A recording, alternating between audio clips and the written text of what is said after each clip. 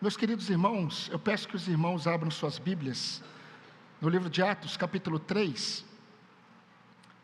Hoje nós vamos observar um recorte um pouco maior e vamos finalizar o capítulo 3 nesta noite.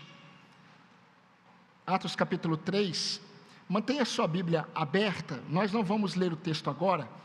Enquanto a exposição estiver acontecendo, nós leremos os textos, mas lembrando que paramos domingo passado exatamente no versículo 8 de Atos, capítulo 3. Mas, meus irmãos, o nosso início, quando nós percebemos, desde o início de nossa caminhada neste livro, logo no primeiro capítulo do livro de Atos, nós conseguimos perceber que Lucas, ele estruturou o seu livro dando ênfase ao ministério apostólico como continuidade ou uma continuação do ministério de Cristo. Isso é importante os irmãos se lembrarem. Lucas, logo no capítulo 1, ele deixa claro que o ministério dos apóstolos é a continuação do ministério de Cristo. Então a ênfase está no ministério dos apóstolos. Estes foram chamados também para fazer sinais. Esses sinais, eles não continuaram depois da história da igreja. Depois dos apóstolos, esses sinais não continuaram se manifestando na igreja, na vida da igreja, porque cumpriu um propósito específico. Então, se Jesus ele inaugurou o reino, ele confiou aos seus apóstolos a continuidade, a continuação deste reino, a expansão deste reino, até a consumação do reino, quando Cristo voltar. Agora veja que interessante, Jesus ensina os seus discípulos a pedirem ao Pai o seguinte: venha a nós o teu reino, consuma-se o teu reino. Então a igreja, ela está neste mundo para expandir o reino que um dia será consumado com a volta do Senhor. E como eu estava conversando com um jovem, com Jonathan, agora antes do culto, estávamos falando exatamente sobre isso. Como disse João, em sua primeira carta, não seu evangelho, aquele que faz a vontade de Deus, ele permanece para sempre, porque tudo neste mundo passará. Tudo aquilo que você conquistou, tem conquistado, vai passar. Todos os recursos que Deus tem nos dado vai passar. Tudo neste mundo passará, mas aquele que faz a vontade de meu Pai, este permanece para sempre. É interessante, queridos, como Lucas, ele enfatiza em todo o livro de Atos, o ministério de dois apóstolos específicos. De Atos 1 a Atos 12, a ênfase está no ministério apostólico de Pedro.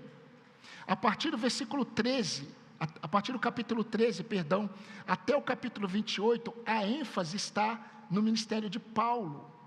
E isso é muito interessante, porque isso mostra como Deus usou a inteligência de Lucas, a capacidade de Lucas, para estruturar o livro de Atos nessas duas perspectivas. E isso tem um fundamento. Vejam como isso se confirma também, eu vou ler para os irmãos, nas palavras de Paulo aos Gálatas. Ele disse assim: pois aquele que operou eficazmente em Pedro para o apostolado da circuncisão, ele também operou eficazmente em mim para com os gentios.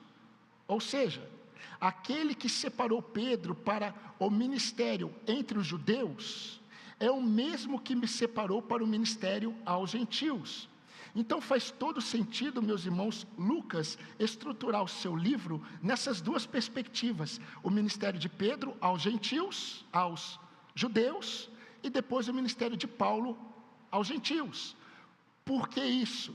Porque desde os profetas, o Senhor já estava preparando o povo para mostrar que a igreja seria formada primeiro por judeus e depois por gentios. Então a primeira parte do livro de Atos, até o capítulo 12, é a igreja, é o evangelho alcançando os judeus. A partir do capítulo 13, na verdade um pouco antes do capítulo 10, com a conversão de Cornélio, nós percebemos que esses já estão tendo uma experiência ao perceber que Deus está salvando os judeus, por intermédio do ministério de Paulo. É a base do livro da carta ou a epístola aos Gálatas. Então, se a primeira parte de Atos mostra a igreja sendo conduzida no ministério de Pedro, faz todo sentido os acontecimentos que nós estamos observando em Atos 3 acontecerem em Jerusalém. Essas pessoas que nós estamos visualizando na narrativa de Atos 3 são judeus. Está tudo certinho, de acordo com o que o Senhor falou. Escrevendo aos Romanos, Paulo disse: porque eu não me envergonho do Evangelho, porque o Evangelho é a salvação para todo aquele que crê, primeiro do judeu e depois do grego. Jesus, quando ele vai enviar os seus discípulos para pregar o Evangelho pela primeira vez, em Lucas capítulo 10, ele diz: vocês não devem ir para nenhum lugar, vocês não devem entrar em nenhuma aldeia, vocês devem pregar primeiro para as ovelhas perdidas da casa de Israel. É assim, e foi assim que aconteceu. Então, queridos, diante de tudo isso, o que está em evidência no livro de Atos? A graça de Deus. A graça de Deus alcançando os judeus, a graça de Deus alcançando os gentios. A prova é que nós que estamos aqui, gentios, segundo a carne, não tem nenhum judeu aqui, pelo que eu sei, nós fomos alcançados pelo ministério de Paulo. Pelo ministério de Paulo. Então nós olhamos, queridos, para as primeiras, ou a primeira personagem da narrativa, representada por Pedro e João, os apóstolos, a primeira personagem, e nós observamos que a graça de Deus, ela está atuando por intermédio dos instrumentos da graça. Pedro e João são instrumentos da graça de Deus. Vimos inclusive os anônimos da graça, não sei se vocês se lembram. Deus usando aquelas pessoas para conduzir o paralítico para aquele momento em que eles foram curados. A narrativa fala sobre a cura de um homem, e Deus, em sua soberania, usando isso para cumprir o seu propósito de redenção. Agora, quando nós olhamos para a segunda personagem, o paralítico, nós começamos a observar o propósito da graça de Deus. Qual é o propósito da graça de Deus inicial? Revelar Cristo aos que são alcançados pela graça. O propósito da graça de Deus é revelar Cristo na vida daqueles que são alcançados pela graça. Vimos isso domingo passado. Agora veja que interessante. Foi o milagre no indivíduo que despertou a realidade de Deus na vida de outros. O milagre na vida daquele paralítico despertou a realidade de Deus na vida de outros. Me acompanhe no versículo 10, no versículo 9 e 10. Continuando de onde nós paramos. Diz assim, versículo 9. Todo o povo viu o homem andando e louvando a Deus. 10. E reconheceram que ele era o mesmo que pedia esmolas, assentado à porta formosa do templo. E ficaram muito admirados e espantados com o que lhe tinha acontecido. Então, meus irmãos, como foi esse despertar? Deus, ele usou o milagre da vida daquele paralítico para despertar a realidade de Deus na vida de outras pessoas, que nós vimos no versículo 9 e no versículo 10. Mas como foi esse despertar? Eles despertaram, meus irmãos. Essas pessoas despertaram quando viram o agir de Deus na vida, preste atenção, não do paralítico, mas a vida dos apóstolos, Pedro e João. Isso é muito interessante. Como eu disse, nós não vemos muitos dos milagres acontecendo nas próximas décadas na história da igreja. Nós não percebemos sinais miraculosos acontecendo como aconteceu nesse período inicial por intermédio dos apóstolos. E, meus irmãos, isso aconteceu dessa forma porque os sinais do Senhor que aconteciam por intermédio dos apóstolos, tinham dois objetivos principais. Isso é muito importante. Os sinais que aconteciam por intermédio dos apóstolos tinham dois objetivos principais. O primeiro era testificar diante de todos que os apóstolos, eles estavam dando continuidade ao ministério de Jesus Cristo. Jesus Cristo foi o homem que há pouco tempo fazia os mesmos sinais, mas Jesus ele foi morto. Os apóstolos estão declarando que ele ressuscitou e está vivo, e o Espírito dele está sobre a igreja, sobre eles. E eles realizando muitos sinais, as pessoas podiam ver que, de fato, aquele Cristo que morreu, e os apóstolos estão dizendo que ele ressuscitou, ele está presente, porque os mesmos sinais estão acontecendo. Então eles estão caminhando na autoridade do Messias. O outro objetivo, preste atenção nisso, foi despertar a mente dos incrédulos para que eles ouvissem sobre Cristo. E nisso nós temos uma observação muito importante para a igreja de todos os tempos. Meus irmãos, sinais e maravilhas são para incrédulos, não para crentes. Sinais e maravilhas são para incrédulos, não para crentes. Pastor, vocês não creem em milagres? Ou pastor, você crê em milagres? Nós cremos em milagres, nós cremos, mas cremos que eles acontecem não para que tenhamos fé em Jesus. Os milagres, meus irmãos, eles estão relacionados a produzir em incrédulos um despertar sobre Cristo, porque incrédulos pedem sinais, crentes creem. Crentes creem. Você se lembra do que Jesus falou a Tomé? 8 dias depois que Tomé teve a informação de que Jesus havia ressuscitado, de que Jesus havia aparecido entre eles, Tomé lhe disse assim: eu só vou crer se eu tocar nas marcas do seu cravo, se eu colocar o dedo no seu corpo, no furo da lança que o soldado romano fez nele, eu só vou crer se isso acontecer. De repente Jesus ele entra naquele lugar em que eles estão, e Jesus diz: a paz seja com vocês. Tomé, Jesus não fala nada para ninguém, Jesus olha para Tomé e diz: Tomé, toque nas marcas. Aí Tomé chora: Senhor Deus, Rei meu, meu Salvador. Jesus fala: porque vistes, crestes. Bem-aventurados são os que não viram e creram. Sinais e maravilhas são para incrédulos, crentes creem. O Senhor, Ele ensina a igreja, e nós estamos percebendo que na cura deste paralítico, nós já vimos isso, ele exerceu primeiro fé em Jesus Cristo, depois ele foi curado. Tem uma versão que eu gosto muito das Escrituras, ela não é muito comum. Ela diz assim no versículo 16: porque ele creu em seu nome, o paralítico, porque ele creu em seu nome, este que conheceis e vedes, recebeu vigor desse nome, e a fé obtida deste nome lhe deu saúde completa na presença de todos vós. Então o paralítico aqui, ele não foi apenas curado, porque a cura de uma doença não tem propósito na cura. Muitas pessoas são curadas de muitas enfermidades e permanecem perdidas em seus pecados. O propósito de sinais, que muitas vezes vem da parte de Deus, é para produzir fé salvífica naquele que foi alcançado e naqueles também que estão observando.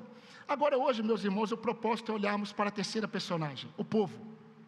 Nós olhamos para Pedro e João, olhamos para o paralítico, hoje vamos olhar para o povo. E olhando para o povo, nós nos deparamos com outras lições sobre a graça de Deus, especificamente sobre o propósito da graça. Versículo 10, na parte B, e versículo 11, diz que o milagre produziu admiração, assombro e perplexidade. Não é isso que está no seu texto? O milagre produziu admiração, assombro e perplexidade no povo. Agora pensem, eu creio que os irmãos estão acompanhando essa série. Quando nós voltamos ao capítulo 2, no primeiro dia de Pentecostes, quando o Espírito Santo veio sobre aqueles crentes ali em Jerusalém, qual foi o resultado, o que isso produziu nas pessoas que presenciaram? Está lá em Atos 2, capítulo 12. Ficaram atônitos e perplexos. E lá no capítulo 2, logo depois que eles ficaram atônitos e perplexos, Pedro ele se levanta, Pedro prega o evangelho e quase ou mais de 3.000 almas se convertem a Jesus. Isso em Atos capítulo 2.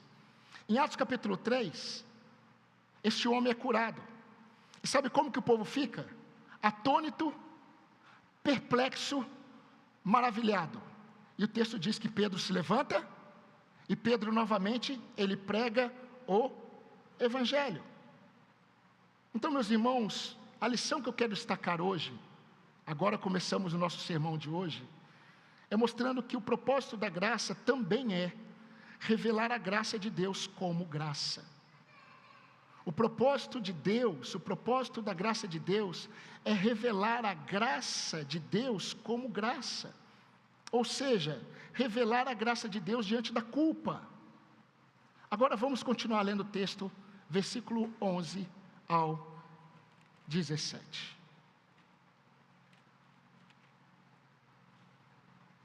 O ventilador sempre me tira do texto, por isso que eu estou demorando um pouco, né? Eu sempre tenho que voltar. Versículo 11 diz assim: enquanto aquele homem ainda se mantinha ao lado de Pedro e João, todo o povo, perplexo, correu para junto deles no pórtico chamado de Salomão. Quando Pedro viu isso, dirigiu-se ao povo dizendo: israelitas, por que vocês estão admirados com isto? Ou por que estão com os olhos fixos em nós, como se pelo nosso próprio poder ou piedade tivéssemos feito esse homem andar? O Deus de Abraão, o Deus de Isaque e o Deus de Jacó, o Deus dos nossos pais, glorificou o seu servo Jesus, a quem vocês traíram e negaram diante de Pilatos, quando este já havia decidido soltá-lo. Vocês negaram o santo e o justo, e pediram que fosse solto um assassino. Vocês mataram o autor da vida, a quem Deus ressuscitou dentre os mortos, do que nós somos testemunhas. Pela fé, no nome de Jesus, é que esse mesmo nome fortaleceu este homem que vocês estão vendo, o paralítico, o ex-paralítico, e bem conhecem. Sim, a fé que vem por meio de Jesus deu a este homem saúde perfeita na presença de todos vocês. E agora, irmãos, eu sei que vocês fizeram isso por ignorância, como também as suas autoridades o fizeram. Irmãos, assim como existe uma diferença muito grande, quando nós observamos alguns propósitos na palavra do Senhor, quando o Senhor nos diz que nós somos luz neste mundo, a luz, ela só é luz nas trevas, não na luz. Assim como a luz, ela não é luz na luz, somente nas trevas, assim a graça só é graça na culpa. A graça só é graça na culpa. Enquanto o povo estava atônito, eles não sabiam que diante deles repousava a culpa, a ofensa, o infortúnio, o golpe pecador feito ao autor da vida, que era Cristo. Mas eles não conseguiam enxergar essa culpa. E enquanto o povo, queridos, ele estava atônito, enquanto o povo estava perplexo pelo que havia acontecido com o paralítico. É impressionante como Deus faz as coisas. Eles estão impressionados com o que aconteceu com o paralítico. Mais uma vez o Espírito Santo ele move Pedro com ousadia. Pedro se levanta, porque Lucas dá ênfase ao ministério de Pedro. João está junto, mas João não fala nada. Quem se levanta e prega é Pedro. Pedro se levanta e prega o Evangelho. Pedro ele começa a redirecionar o olhar deles para a verdade sobre Jesus. Mas olha que interessante, Pedro percebe que eles não estão atônitos, perplexos por causa do paralítico em si. Eles estão atônitos e perplexos porque eles estão olhando para Pedro e João. Eles estão atônitos e perplexos por aquilo que Pedro e João eles fizeram. Versículo 12. Olha aí novamente na sua Bíblia. Quando Pedro viu isso, dirigiu-se ao povo dizendo: israelitas, por que vocês estão admirados com isto? Ou por que estão com os olhos fixos em nós, como se pelo nosso próprio poder ou piedade tivéssemos feito esse homem andar? Eles estavam perplexos com Pedro. como que saiu o poder destes homens. Eles devem ser muito piedosos, porque Deus, ele não ouve a pecadores. Essa era a visão do judeu. Deus não ouve a pecadores. Então, se Deus ouviu estes homens, e este paralítico foi curado, é porque Deus está com eles, e eles estão atônitos. E Pedro, ele começa a redirecionar o coração daquelas pessoas com o Evangelho. E meus irmãos, é interessante, é maravilhoso, porque quando o Evangelho é apresentado, primeiro é apresentado a culpa do pecador, não a beleza do pecador. Você é o tesouro de Deus, você é a pedra mais preciosa da coroa da criação, você é a cereja do bolo celestial, né? Você é quase que as asas dos anjos. Sem você os anjos não voam, se é que anjo tem asa, né? Alguns sim, nem sempre tem. É outro caso para a gente estudar, não é? Mas, meus irmãos, o Evangelho, ele não começa apresentando o homem como você é o querido de Deus. Jesus, ele morreu por você, e ele te ama tanto, que a prova de que você é tão valioso foi o preço que te comprou. Só que a mensagem do Evangelho é oposta. O valor do preço que foi pago mostra a realidade da transgressão. Um preço muito alto teve que ser pago para nos trazer para Cristo. Então Pedro, ele expõe a culpa para depois apresentar o perdão. Pedro primeiro fala da responsabilidade humana para depois apresentar a soberana graça de Deus, mas não é o foco da nossa mensagem agora. Vejam como Pedro, ele apresenta a graça de Deus diante da culpa. Meus irmãos, por conhecer os propósitos de Deus em Cristo Jesus, Pedro pôde olhar para aquelas pessoas com o mesmo olhar que ele viu quando ele negou a Cristo naquela fogueira. Versículo 17. Após mostrar a culpa deles, após mostrar a responsabilidade deles diante de Deus, o pecado deles, no versículo 17 ele diz assim: e agora, irmãos, eu sei que vocês fizeram isso por ignorância, como também as suas autoridades. Ele poderia talvez continuar martelando na consciência daquelas pessoas a culpa deles. Ele expõe a culpa deles, mas no versículo 17 ele diz assim: irmãos, judeus, eu sei que vocês fizeram tudo isso, vocês mataram Cristo, vocês entregaram Ele para Pilatos, vocês não reconheceram, mas vocês fizeram isso por ignorância, como também as suas autoridades. Sabe por quê? Porque Pedro, ele entendeu que na perspectiva do Senhor, a graça só se revela como graça diante da culpa. Aos Romanos, Paulo escreveu sobre os judeus, Romanos 10, 2 e 3, porque eu lhes dou testemunho de que eles têm zelo por Deus, porém não com o entendimento, porquanto desconhecendo a justiça de Deus e procurando estabelecer a sua própria justiça, não se sujeitaram à justiça que vem de Deus. Meus irmãos que estão aqui, principalmente aqueles que foram alcançados por Jesus Cristo, o perdão de Deus pressupõe a culpa, mas ele não permanece na culpa, ele permanece na graça. O perdão de Deus, ele pressupõe a culpa, mas ele não fica na culpa. Ele olha para a graça de Deus. É certo que nem sempre a ofensa, nem sempre o pecado, eles são por ignorância de quem comete. Sabe por quê? Porque a consciência acusa.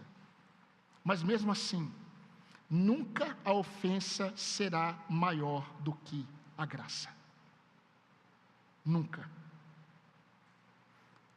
Em certa medida, todo o pecado cometido contra Deus, ele é reflexo de uma consciência tola e ignorante em relação ao amor de Deus.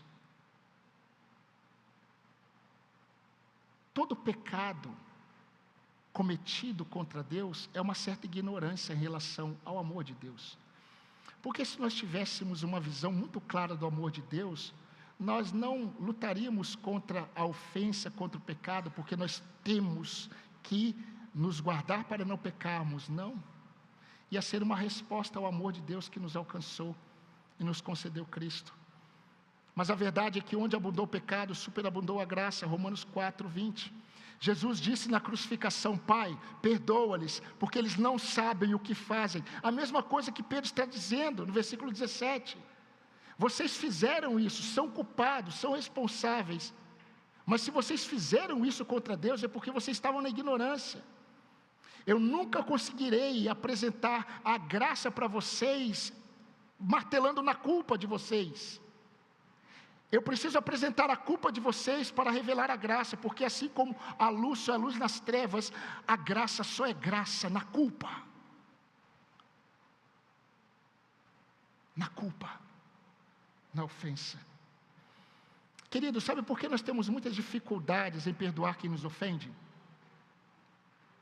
Eis um tema delicado. Sabe por que nós temos muitas dificuldades para perdoar quem nos ofende? Porque ainda nós não entendemos o perdão de Deus dado a nós.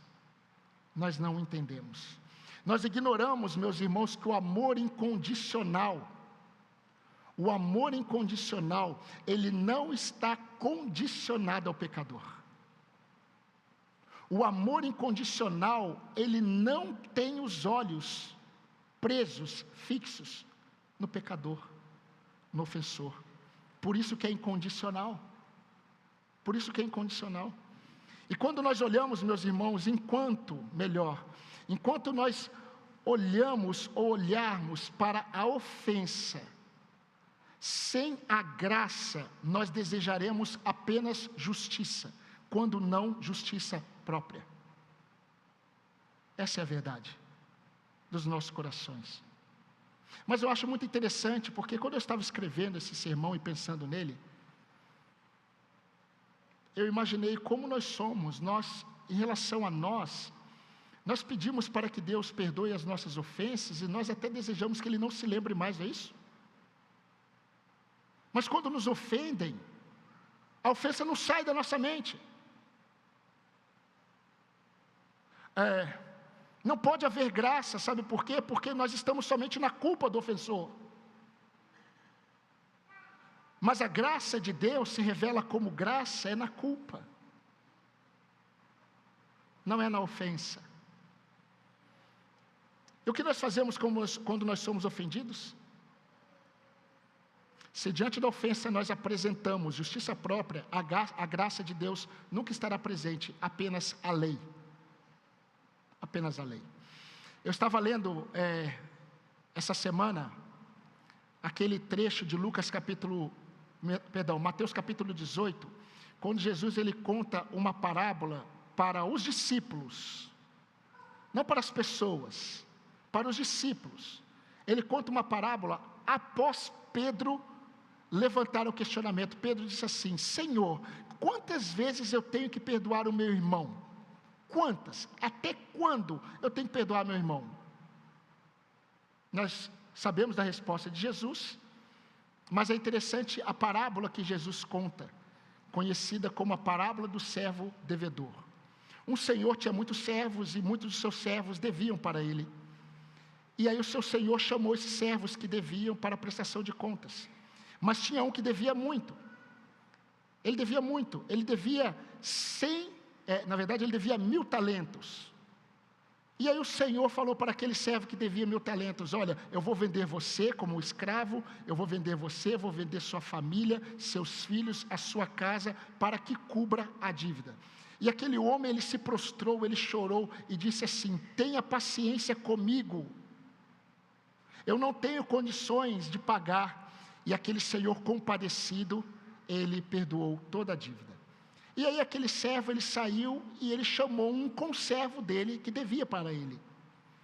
E esse conservo devia 10.000 talentos, ele devia 100 denários. Veja a proporção que Jesus coloca. E aí ele chama o servo dele, o conservo dele, e diz assim: olha, paga a minha dívida. E o conservo dele faz igualzinho ele: olha, eu não tenho condições de pagar, eu não tenha misericórdia de mim, tenha paciência comigo. Na parábola, Jesus conta que o conservo, ele enforca o seu conservo. O servo enforca o seu conservo e diz assim: você será lançado na prisão. Aí os outros veem isso, ficam muito perplexos, tristes, e eles vão contar para o Senhor.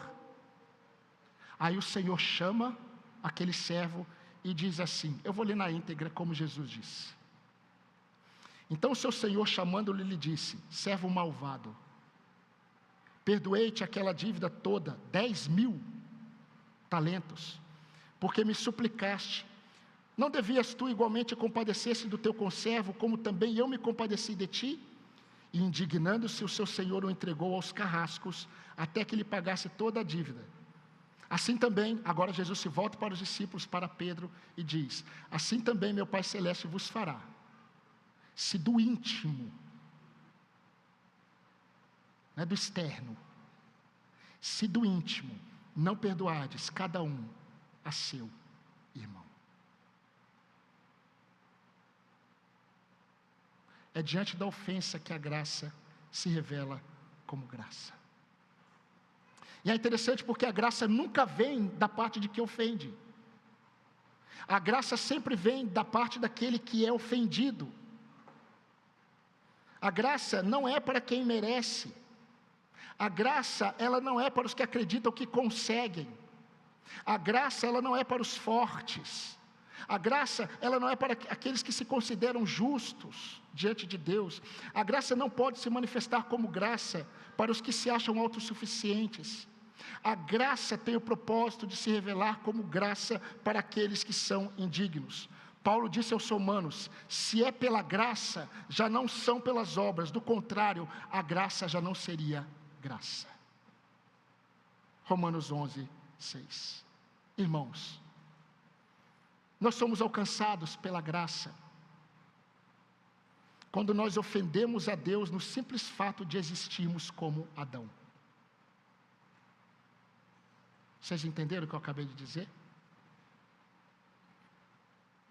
Nós que fomos alcançados pela graça de Deus, nós somos alcançados pela graça porque simplesmente nascemos. E em Adão nascemos como ofensores, culpados diante de um Deus santo, justo e amoroso. E todos nós que fomos alcançados pela graça de Deus, nós ainda dependemos desta mesma graça, desse mesmo favor imerecido de Deus, para que Ele continue a derramar luz às nossas trevas, em nossas trevas, não é verdade? Ai de nós, se não fosse a graça de Deus todos os dias em nossas vidas. Então, se na sua caminhada cristã você ainda acredita que é na sua força, você não entendeu o que é graça. Apenas reconheça a sua culpa, a sua fraqueza, a sua miséria, e dependa do favor de Deus. Como Paulo aprendeu, o meu poder se aperfeiçoa na sua fraqueza. Por isso que a minha graça, ela te basta. Meus irmãos, todos nós que fomos alcançados pela graça de Deus, nós precisamos manifestar graça e não juízo para aqueles que jazem na ignorância, ou mesmo em relação àqueles que nos ofendem. A graça nos encontra em nossa miséria, não em nossa justiça. A graça se revela como graça na culpa. Mas há uma outra lição que eu creio que dará tempo. Sairemos daqui até 7h30. Fiquem em paz. A graça, o propósito da graça não é apenas revelar a graça como graça na culpa. Um outro propósito da graça é revelar que o perdão de Deus é o refrigério da alma que o homem necessita. O propósito da graça é mostrar que o refrigério da alma que o homem necessita está exatamente no perdão de Deus. Versículo 18 e versículo 19.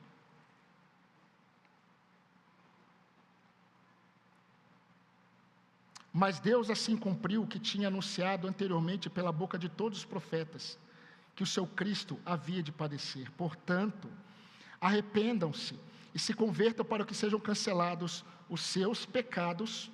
Versículo 20. A fim de que da presença do Senhor venham tempos de refrigério, e que Ele envie o Cristo que já foi designado para vocês, a saber, Jesus. Arrependei-vos, pois, e convertei-vos para que sejam apagados os vossos pecados e venham assim os tempos de refrigério pela presença de Deus. Meus irmãos, apesar de levar algum tempo, eu não posso desperdiçar a oportunidade de nos aprofundarmos um pouco nisso. Por quê? Porque nós precisamos entender quem são os primeiros leitores deste livro. Na verdade, o primeiro é Teófilo. E quem são as pessoas que estão envolvidas? São judeus. Então, duas observações muito importantes para entendermos esse texto, essa fala de Pedro. Esses homens, meus irmãos e mulheres, que estão nesse momento aqui, eles todos eram provavelmente judeus. Sabe por quê? Porque eles estão no templo de Jerusalém, exatamente no pórtico de Salomão. Depois eu vou lembrar você o que aconteceu no pórtico de Salomão, maravilhoso.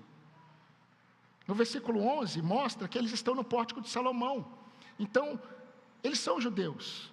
E a prova de que Pedro está falando para judeus está claro no versículo 13, na parte A, quando ele diz: o Deus de Abraão, o Deus de Isaque e o Deus de Jacó, o Deus de nossos pais. Então temos uma segunda observação. Sendo eles judeus, o que eles ouvem de Pedro é comum para eles. Arrependam-se, convertam-se, isso é comum, isso não é comum para gentil, para judeus é, porque eles sempre ouviram os profetas chamando o povo para Deus dessa forma: arrependam-se e convertam-se. Lamentações de Jeremias, capítulo 5, versículo 21, diz assim: converte-nos a ti, Senhor, e seremos convertidos, renova os nossos dias como dantes. O que eu quero afirmar é que essa expressão converta-se é para quem já conhece a Deus.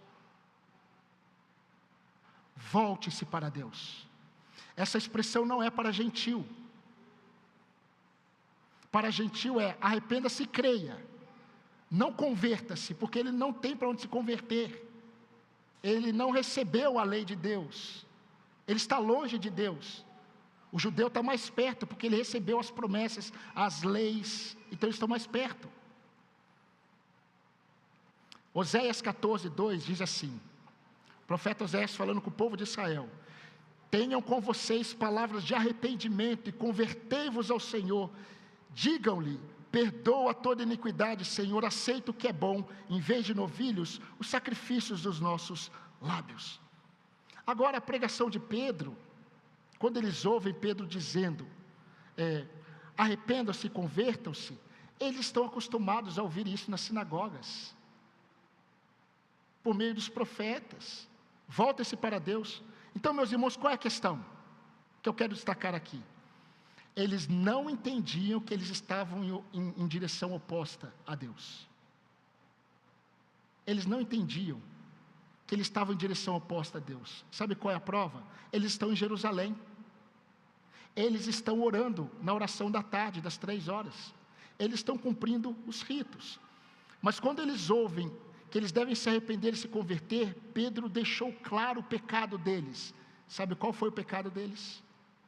Pedro deixou claro: vocês não reconheceram Jesus como o Messias prometido por Moisés e pelos profetas. Esse é o motivo que vocês devem se arrepender e se voltarem para Deus, porque vocês não reconheceram Jesus de Nazaré como prometido de Moisés e pelos profetas. Vamos terminar lendo o versículo 22 a 26.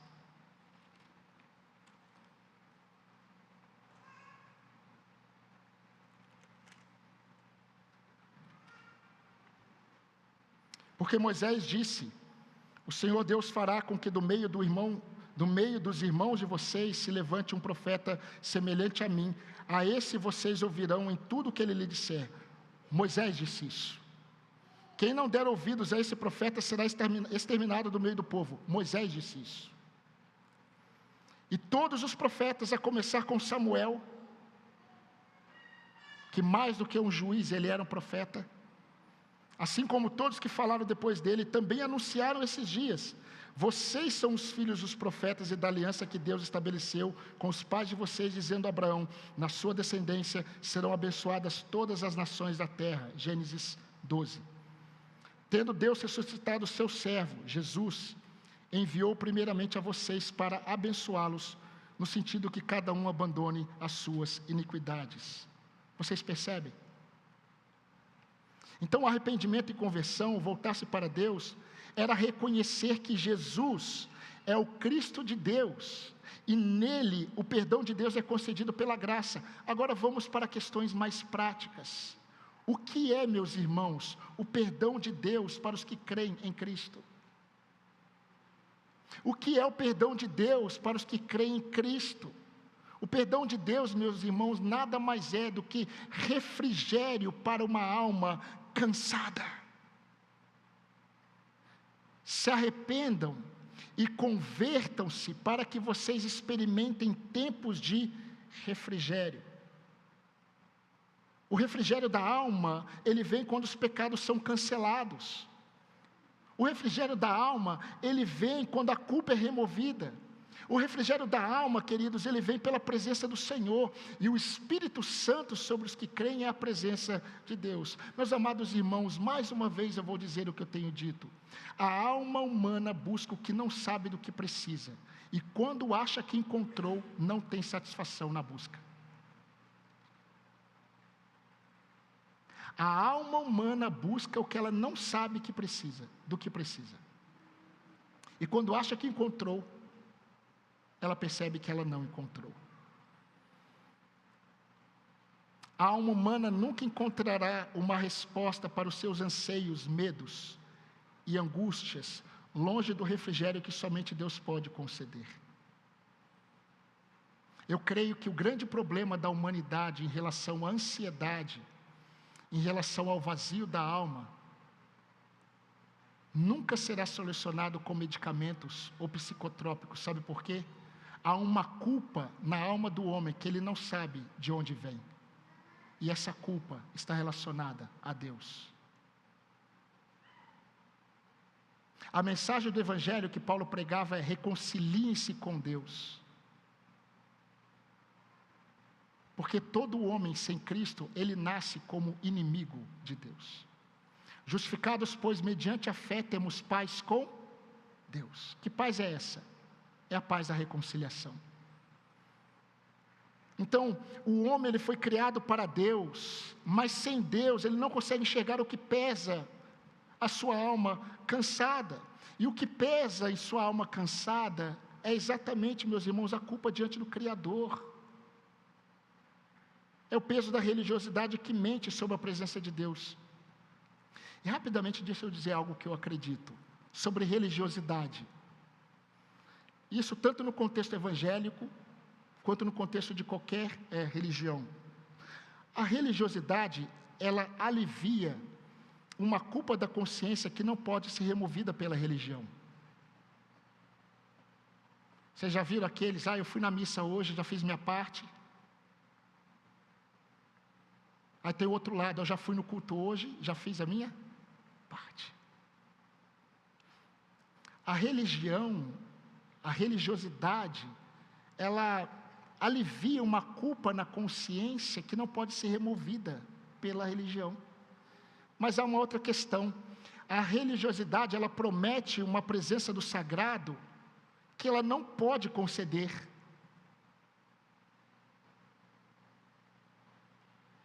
E mesmo com toda a religiosidade para esses judeus, o peso ainda estava lá. É por isso que quando Pedro prega o Evangelho e chama aqueles homens ao arrependimento e à conversão para Deus, ao crerem em Jesus como o Messias, ele diz: para que vocês experimentem o refrigério da alma de vocês. Sabe por quê? Porque vocês estão na religião. Tanto é que vocês estão orando aqui no templo às 3 horas da tarde. Vocês estão aqui no Pórtico de Salomão, vocês têm acesso, mas vocês estão presos à religião, e vocês estão debaixo de uma culpa, e com a falsa noção de que Deus está presente na sua vida. Ele não está. Porque a religião não pode prometer o que ela não consegue entregar. É o que Pedro está falando. Somente pelo arrependimento e fé em Cristo, o pecador encontra refrigério na alma. Nisso contém, ou a fala de Cristo, ela mostra exatamente isso. Vinde a mim, todos vocês que estão cansados e sobrecarregados, que eu vos aliviarei. Os irmãos sabem, pelo menos os irmãos da igreja, que eu sempre fui muito curioso ao ler a Bíblia. E quando eu ouvi Jesus falando isso, ao ler o texto, a minha pergunta foi: cansados e sobrecarregados do quê? A gente fala isso para as pessoas muitas vezes, né, que está passando por problema. Olha o que Jesus disse: vinde a mim todos vós que estão cansados e sobrecarregados, que eu vos aliviarei. Quando Jesus disse isso, Jesus estava falando para aqueles que estavam debaixo do jugo da religiosidade judaica. Por isso que Jesus fala assim: vocês precisam transferir o jugo, porque todo aquele que ensina, ele lança o jugo sobre aqueles que estão ouvindo. Então vocês estão debaixo do jugo dos fariseus. Tomem sobre vocês o meu jugo, porque o meu jugo é suave, o meu fardo é leve. Vinde a mim todos vós que estáis cansados e sobrecarregados do quê? Da culpa, da religiosidade, que não pode conceder a vocês a presença de Deus, que eu vos aliviarei.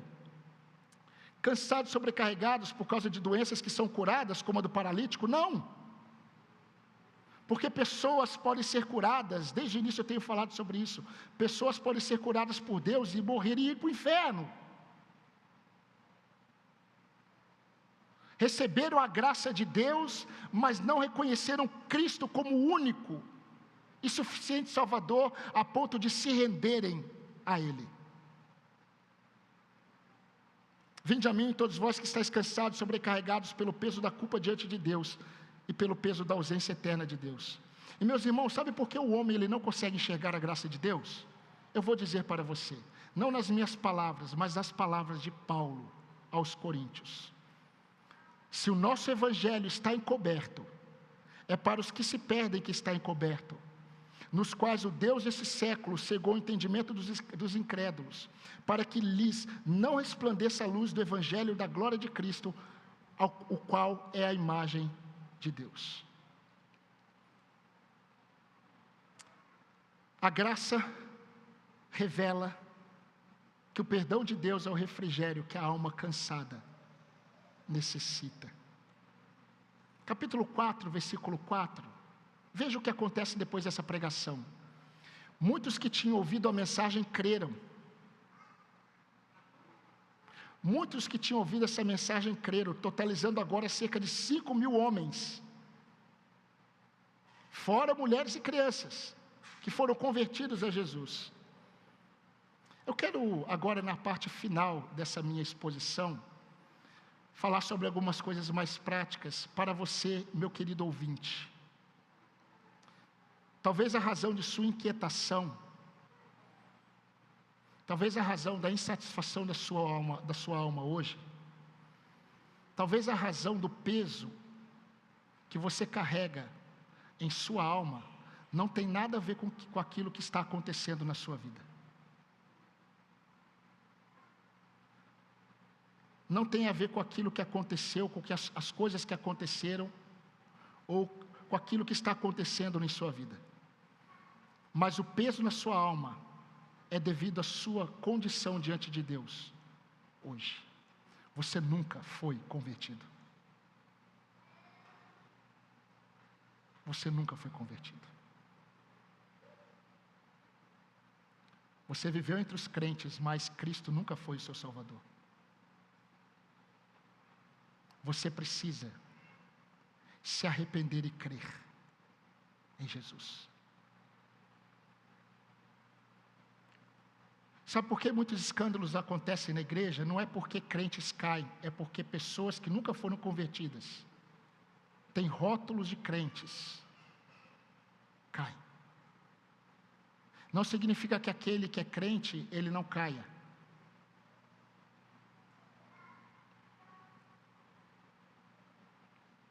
Mas a realidade, meus irmãos, é que assim como estes homens e mulheres, muitos fazem parte do contexto religioso, mas carregam ainda a culpa, o peso da culpa, o peso da ausência de Deus. Então o que você precisa é refrigério. Refrigério que somente pelo arrependimento e fé em Cristo você pode receber. Está sobre a sua alma, talvez, o peso da culpa diante de Deus e o peso da ausência de Deus, que a religião apenas mascara, e mascara inclusive para você. Você precisa se arrepender e crer que Jesus é o único que pode te salvar e conceder perdão. O que você precisa é do perdão de Deus, para que você desfrute em Cristo o refrigério para a sua alma.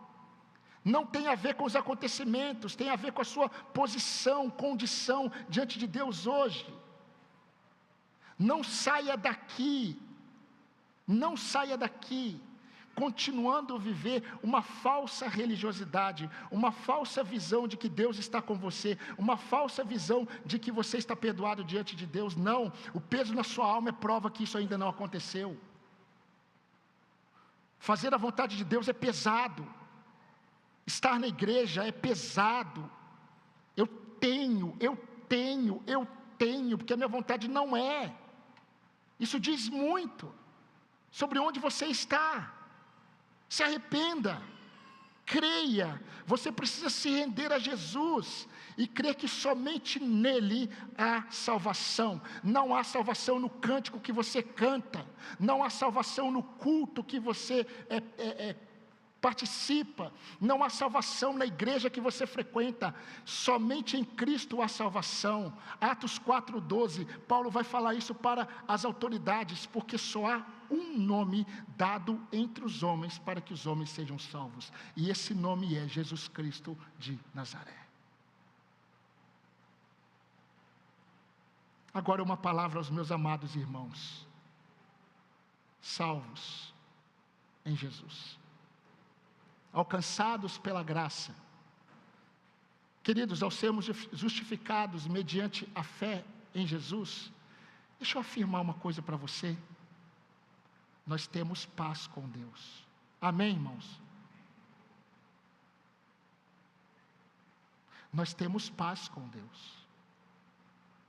Ah, pastor, mas eu não sinto. A questão não é se você sente, a questão é se você crê no que a palavra de Deus diz. Você crê que Jesus é o seu Senhor e você tem frutos de alguém que anda com Jesus? Sim, você tem paz com Deus. Justificados, pois, mediante a fé, temos paz com Deus, Romanos 5:1. Então não existe mais o peso da culpa em nossa alma. Não existe mais a ausência de Deus. O perdão e a presença fiel do Senhor são manifestações de sua graça que trouxeram refrigério para a nossa alma diante de Deus. Agora, diante dessa afirmação, eu tenho algumas perguntas que eu fiz para mim mesmo. O que temos esperado ou buscado como refrigério para a nossa alma no dia a dia? O que? O que te falta? Servo do Deus Altíssimo. O que te falta, filha do Deus Altíssimo? O quanto temos sido agradecidos pela alegria do descanso no perdão de Deus? Não dá tempo, pastor, a vida é corrida. Enquanto você não parar para contemplar e ser agradecido pelo fato de ter recebido o perdão de Deus em Cristo, você não terá momentos de refrigério no seu dia a dia. Sabe por quê? Porque nós somos conduzidos a ficarmos nas circunstâncias, não na verdade.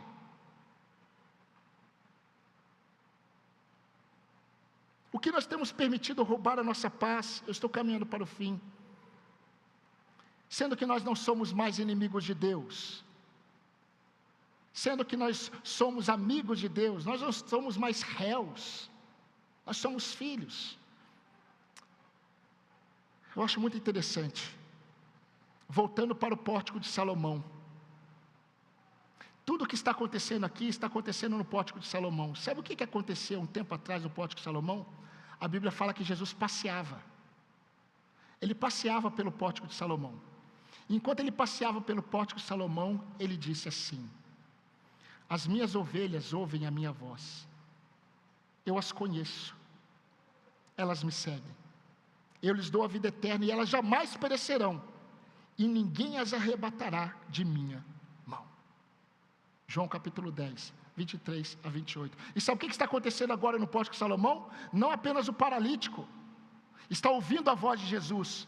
Muitos homens e mulheres estão ouvindo a voz de Jesus, sabe por quê? Porque são ovelhas dele, estão seguindo agora Cristo. E Jesus promete: eu lhes dou a vida eterna, elas jamais perecerão e ninguém as arrebatará da minha mão.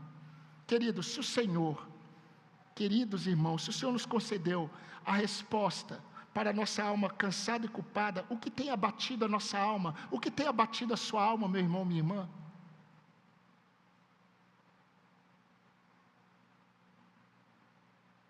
Eu perguntei isso para mim. Mas, como nada é novo debaixo do sol, eu não fiz nada inédito. Eu só copiei e imitei Davi. Por que está abatida, ó minha alma? É interessante, nós temos a realidade de um homem que está se sentindo abatido, cansado, mas é um homem que, por ter consciência de Deus, ele não se permite permanecer assim. E ele questiona a sua própria alma: por que está abatido a minha alma? Por que você se perturba dentro de você? É autoconfrontação. Espere em Deus. Espere em Deus. Então, diante disso, meus irmãos, sabe o que falta? Eu creio que falta gratidão. Eu creio que falta louvor. Eu creio que falta contentamento em Deus. Minha irmã, olhe mais para Jesus. Olhe mais para Jesus. Você tem olhado pouco para Ele. Meu irmão, olhe mais para Jesus. Olhe mais para Ele. Como nós ouvimos ontem, não sejamos como Marta, sejamos como Maria. Nós temos um Deus que nos deu o melhor,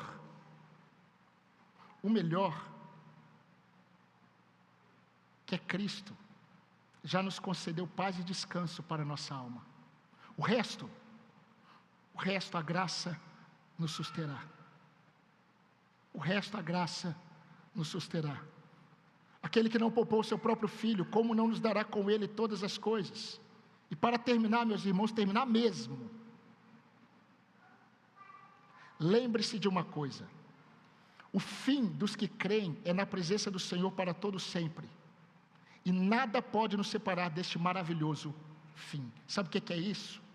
Graça infalível e inefável.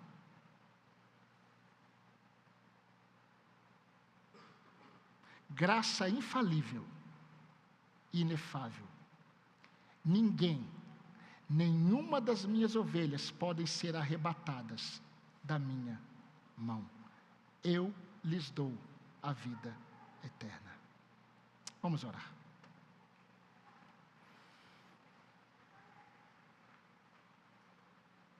Senhor nosso Deus, nosso Pai, nós engrandecemos o Teu nome porque a Tua palavra, ela cumpre os propósitos que o Senhor determinou para que se cumpram. Eu glorifico o Teu nome, ó Deus, porque o Senhor não apenas me redimiu, o Senhor não apenas me resgatou, o Senhor não apenas me concedeu perdão, o Senhor me deu a alegria de ser o portador da Tua palavra. Palavra essa que produz vida aos que ouvem. Palavra essa que fortalece a fé daqueles que já creem. Palavra essa que produz, ó Deus, salvação naqueles que são incrédulos. Palavra essa que traz vida onde não existe. Eu quero glorificar o Teu nome, ó Deus, porque nesta noite a Tua palavra foi mais uma vez exposta. O Teu Filho ficou em evidência. E assim nós cremos que o Teu Espírito Santo nos conduziu. Porque Jesus falou que o Espírito Santo o glorificaria. E se o teu Filho foi glorificado nesta noite, é porque o teu Espírito Santo está entre nós. E eu quero pedir, ó Deus, que o Senhor não permita, pela tua graça, ó Deus, que saia alguém daqui sem conhecer a maravilhosa graça do Senhor. Que todos nós que estamos aqui sejamos destas ovelhas que jamais perecerão, porque o Senhor nos preserva até a eternidade e por toda a eternidade. Ó Deus, receba agora o nosso último cântico desta noite, quando nós iremos reconhecer tudo isso que nós ouvimos aqui, e que o nome do Senhor mais uma vez seja glorificado nas vozes dos irmãos. É o que eu te peço no nome de Cristo, nosso Senhor e Salvador. Amém, Senhor. Amém. Vamos colocar